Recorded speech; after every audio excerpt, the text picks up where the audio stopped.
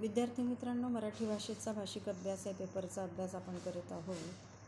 तिसरे प्रकरण आपण अभ्यासतो आहे. त्यामध्ये आपण मराठीवर अन्य भाषांचा जो प्रभाव पडलेला आहे तो प्रभाव अभ्यासतो आहे.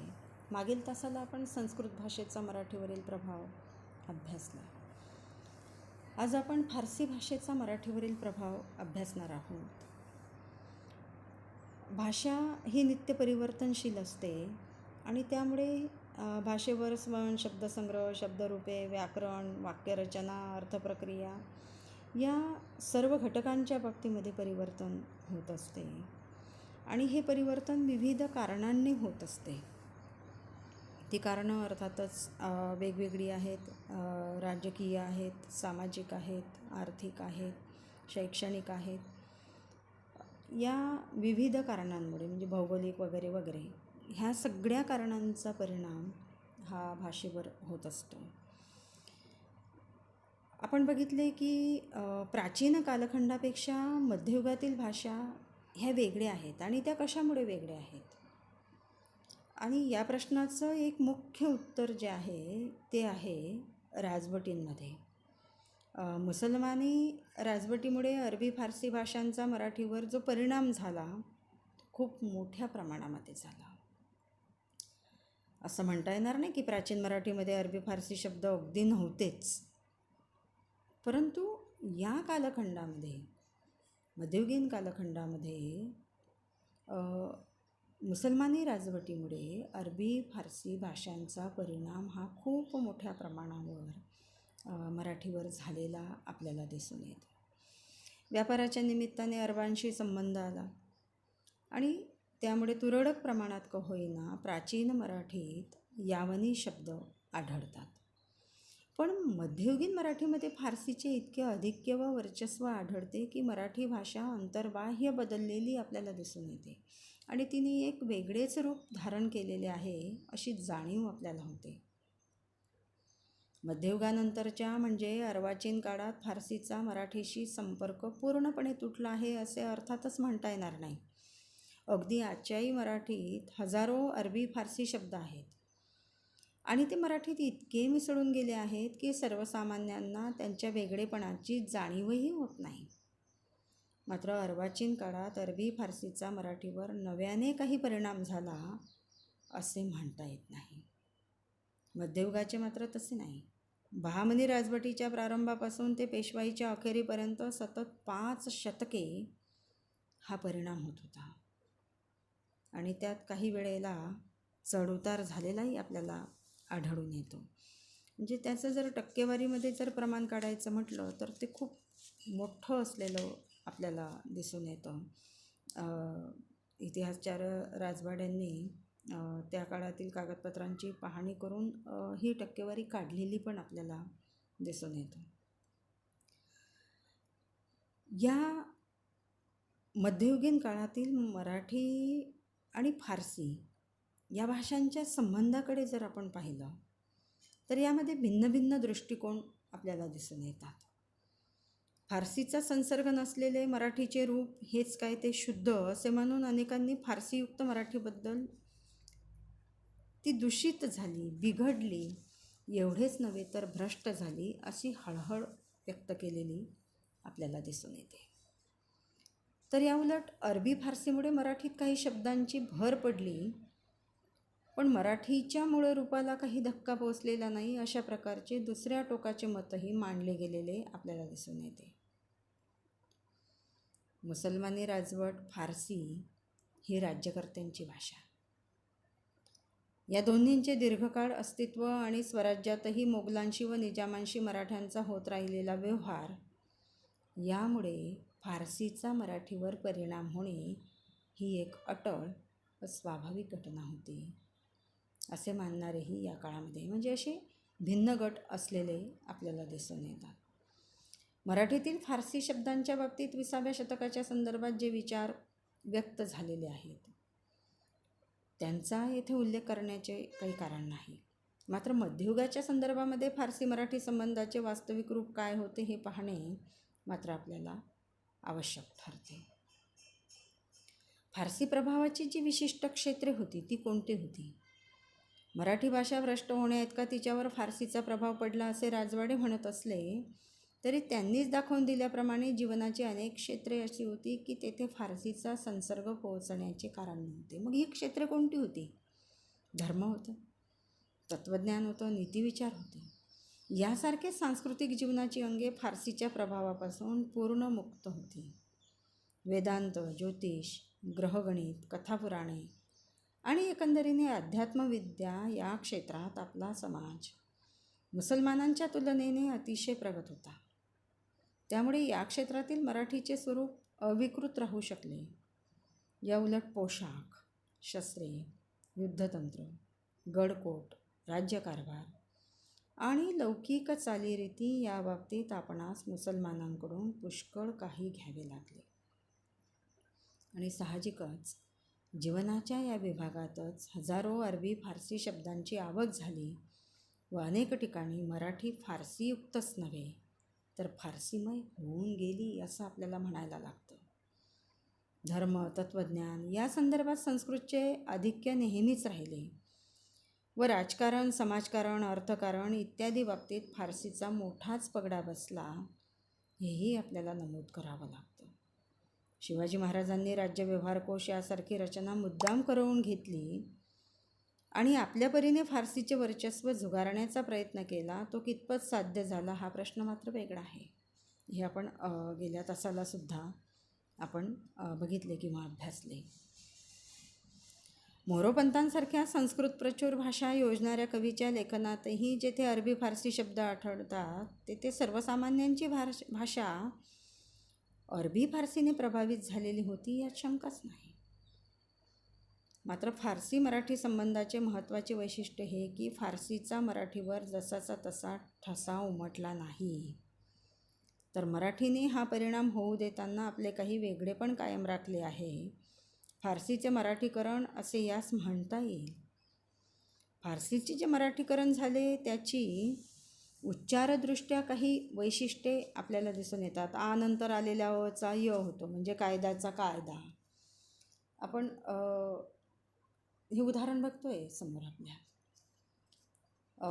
जागीरचं जहागीर हा जो स्वनिक प्रभाव होता तर हा स्वनिक प्रभाव इथे दिसून येतो आपल्याला. आणि हा जो स्वनिक प्रभाव होता तर यामध्ये जी उदाहरणं आपण घेतलेली आहे तर ती उदाहरणे आपण बघू शकता आहात इथं. म्हणजे जागीर ज्याला आपण जहागीर म्हणतो तर तो जागीर असा शब्द असलेला आपल्याला दिसून येतो. व्याकरणाच्या संदर्भामध्ये सुद्धा येथे प्रभाव असलेला आपल्याला दिसून येतो. जे एटबाज हा जो शब्द आपण वापरतो तर तो बाज जो आहे तो फारसी असलेला आपल्याला माहीत असला पाहिजे. अर्थप्रक्रिया जी आहे तर ती दर्दी, शिकस्त, नादान असे काही शब्द आपण वापरताना दिसतो. तर तो व्याकरणिक जो प्रभाव आहे तो येथे नमूद आपण केला पाहिजे. मराठी शब्दसंग्रहातील जे परिवर्तन आहे अरबी, फारसी व तुर्की या भाषांमधून हजारो शब्द येऊन या कालखंडात मराठीचा शब्दसंग्रह पुष्कळ समृद्ध झालेला आपल्याला दिसून येतो. त्याचबरोबर करणे, मारणे, देणे इत्यादी क्रियापदांच्या पूर्वी इतर शब्द योजून संयुक्त क्रियापदंसुद्धा या काळामध्ये आलेले दिसतात. म्हणजे हा खूप मोठा अभ्यास आहे खरं तर व्याकरणाच्या संदर्भामधला. जर आपण विचार केला तर खूप सूक्ष्म अभ्यास आपल्याला इथे करावा लागेल. तर अशा वैशिष्ट्यपूर्ण काही शब्दरचनासुद्धा आपल्याला या कालखंडामध्ये दिसून येतात. जर आपण त्या बघितल्या तर मराठीतील जे फारसी शब्द आहेत तर ती कोणती होती तर आपल्यासमोर काही शब्द मी ठेवलेली आहेत. म्हणजे आर्जव हा शब्द आपण वापरतो. खावंद जो आहे तर तो स्वामीसाठी वापरलेला आहे. खुशामत शब्द आजसुद्धा आपण वापरतो. जबरदस्त शब्द वापरतो. तनखा शब्द वापरतो. पागा शब्द वापरतो. मेहमानी म्हणजे हे सगळे जे मराठीतील फारसी शब्द आहेत हा काही एक नमुना आहे फक्त खरं तर. या नमुन्यावरूनच आपल्या लक्षात येईल की आज तागायत हा फारसी शब्दांचा जो प्रभाव आहे तो मराठीवर कसा पडलेला आहे हे आपल्याला दिसून येतो. अरबी फारसीतील नव्याने आलेले शब्द योजताना त्यालाच आधी रूढ असलेल्या तत्सम किंवा तद्भव शब्दांची जोड दिली जाते किंवा या उलट आधी मराठी शब्द व नंतर फारसी शब्द असाही क्रम यामध्ये आढळतो. म्हणजे उदाहरणार्थ पूर्वपद फारसी असलेले बाजारहाट, चीज वस्तू म्हणजे याच्यातला बाजार किंवा चीज हे जे आहेत तर हे पूर्वप्रत्यय जे आहेत तर हे फारसी आहेत. कानाकोपरा, अर्ज विनंती, कागदपत्र, दगाफटका, गडकोट, हालअपेष्टा, शिपाई गडी, तर हे सगळे जे शब्द आहेत तर हे पूर्वपद फारसी आहेत. आणि मग यावरून आपल्या लक्षात येतं की किती हा फारसीचा प्रभाव मराठीवर असलेला आपल्याला दिसून येतो. पूर्वपद मराठी असलेले शब्दसुद्धा आपल्याकडे आहेत. लेखककार कोण, वैद्य, हकीम, रीतिरिवाज आपण आज तागायत वापरतो. धनदौलत, नाव निशाणी, मेवा मिठाई, तंटा बखेडा, दिवाबत्ती आजसुद्धा वापरतो आपण हे शब्द. पूर्वपद मराठी आहे आणि उत्तरपद जे आहे ते फारसी आहे. तर मध्ययुगात फारसीसारख्या परभाषेचा मराठीशी जो विशेष संबंध आला तर फारसी ही आर्य भाषा गटातीलच भाषा आहे. भाषाकुलाच्या दृष्टीने ती परकी मानता येणार नाही. पण अरबीसारख्या सेमेटिक कुलातील भाषेशी फारसीचा दृढ संबंध दीर्घकाळ असल्याने तिची जडणघडण वेगळी झालेली दिसून येते. फारसी मराठी संबंध हा स्वाभाविकपणे घडलेला दोन भाषातील व्यवहार नाही, तर फारसी ही जेत्यांची भाषा होती, राज्यकर्त्यांची भाषा होती. हे सुद्धा येथे महत्त्वाचं आहे आणि हेच खरं तर महत्त्वाचं आहे. आणि म्हणून हे राज्यकर्ते महाराष्ट्रामध्ये वावरले आणि त्यांच्या भाषेचा प्रभाव हा मराठीवर पडलेला आपल्याला दिसून येतो. फारसी मराठीच्या दीर्घकालीन साहचर्यामुळे मराठीवर दूरगामी परिणाम झालेला आपल्याला दिसून येतो. आणि म्हणून आज तागायत हे फारसी शब्द किंवा फारसी प्रत्यय मराठीमध्ये असलेले आपल्याला दिसून येतात. मात्र या संबंधामुळे मराठी भाषा भ्रष्ट झाली की संपन्न झाली या वादामध्ये आपल्याला नाही पडायचं आहे. आपल्याला फक्त हा प्रभाव जाणून घ्यायचा आहे. कारण राजकीय कारणाने मराठीचा फारसी भाषेशी जवळजवळ 450 वर्षे संबंध आला आणि मग त्यातून स्वन, शब्द, व्याकरण, वाक्प्रचार हे मराठीमध्ये येणं साहजिक होतं. ऐतिहासिक भाषाशास्त्राच्या दृष्टीने जरी पाहिलं तरी या दोन्ही भाषा एकाच कुळातील आहेत हे पण आपण अभ्यासलं. खरं तर काही बाबतीमध्ये असं आपल्याला म्हणावं लागतं की भाषा विकासाच्या दृष्टीने सुद्धा काही शब्द जे आहेत तर ती उपकारक झालेली आपल्याला दिसून येतात. जमिनीवर जाजम पसरा, जरा जोर लावून बघा, सामान्य भारतीय माणूस हा परिस्थितीतही गरीब आहे. तर यातला गरीब, जमिनीवर जाजम, जरा हे जे शब्द आहेत तर ही शब्द आजसुद्धा मराठीमध्ये वापरलेले आपल्याला दिसून येतात.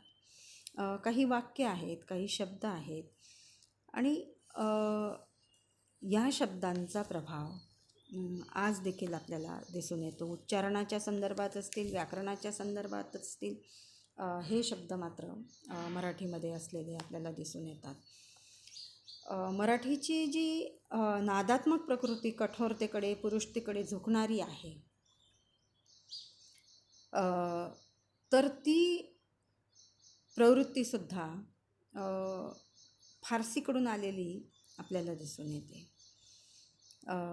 फारसीतील जे ऋण शब्द आहेत त्याचा उल्लेख केला पाहिजे आपण की मराठी व फारसीच्या संबंधी केलेल्या आधीच्या विवेचनावरून मराठीत फारसी शब्द कसे चपखलपणे रूढ झालेले आहेत याची कल्पना आपल्याला येते.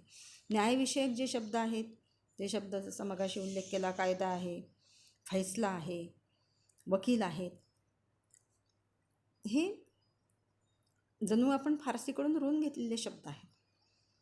संगीतविषयक काही शब्द आहेत, खयाल, चीज, बंदिश, मैफल, जलसा, हे सगळे फारसीकडून आलेले आहेत. शासनविषयक आहे, विमाने, इतबारे, सेवा करणे, सरकार, खजिनदार, चपरासी, शिपाई. कपडे विषयक आहेत, पोशाख, पायजमा, मोजा, सदरा, पैरण, सेवाविषयक आहेत हवालदार, गोलंदाज, संगीत, तीर, कमान, फौज, लष्कर वगैरे वगैरे. खाद्यविषयक आहेत अंजीर, बदाम, किसमिस, बर्फी, हलवा, जलेबी, समोसा हे खाद्यविषयक देखील आहेत.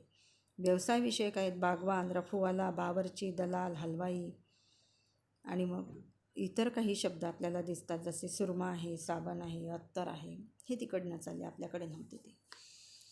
फारसी भाषेचा व्याकरणिक प्रभाव देखील आपण अभ्यासला. काही विशेषणे आहेत, नामे आहेत, अर्थप्रक्रिया आपण अभ्यासली. म्हणजे एकंदरीने जर आपण बघितलं तर विका राजवाडे यांनी मराठीवर फारसीच्या फाजील प्रभावाबद्दल तक्रार नोंदविलेली आपल्याला दिसून येते. परंतु त्याचबरोबर त्यांनी असेही म्हटले की या परदेशी प्रयोगामुळे भाषेच्या रूपात तर फरक होतोच, परंतु मुख्य फरक कल्पनेच्या प्रांतात होतो. फारसी अव्ययांच्या प्रयोगामुळे उद्गारांचे अनेक सूक्ष्म भेद व्यक्त करता येऊ लागले. मराठी बखरकारांनी व कारकुनांनी आपल्या भाषेचे संस्कार फारसी शब्दांवर चालविले. त्यामुळे शब्दांचा नूर उतरून गेला व ते इतर मराठी शब्दांप्रमाणे वापरले जाऊ लागले. इतिहासाचार्यांच्या या अभिप्रायात फारसी मराठी संबंधाचे मर्म व्यक्त होते, हे लक्षात घ्या.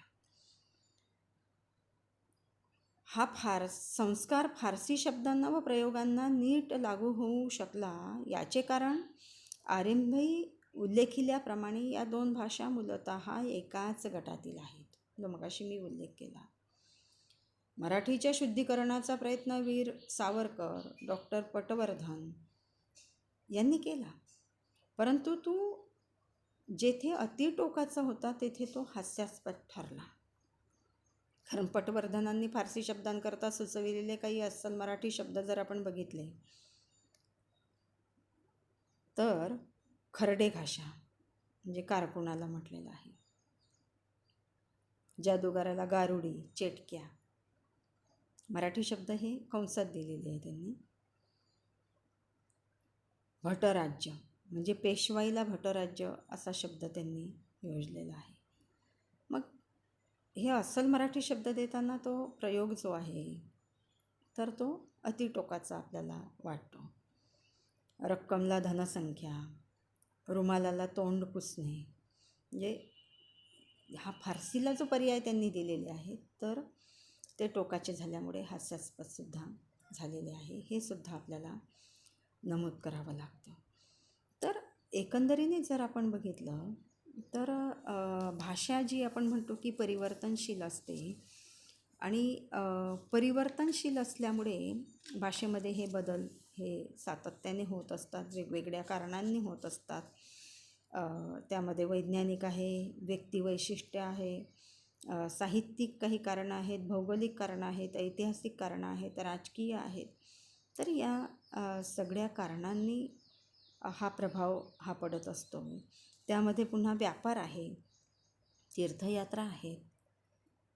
या कारणांनी सुद्धा भाषिक देवाणघेवाण होताना आपल्याला दिसते. अलीकडच्या काळामध्ये मनोरंजनाच्या साधनांमधून हा प्रभाव पडलेला आपल्याला दिसून येतो, म्हणजे चित्रपट, आकाशवाणी, दूरदर्शन आणि एक आजचं आपले समाज माध्यमं जी आहे तर याच्यातून हा प्रभाव पडलेला आपल्याला दिसून येतो. तर अशी वेगवेगळ्या कारणांनी हे प्रभाव पडतात. येथे आपण थांबूया, पुढच्या तासाला भेटूया.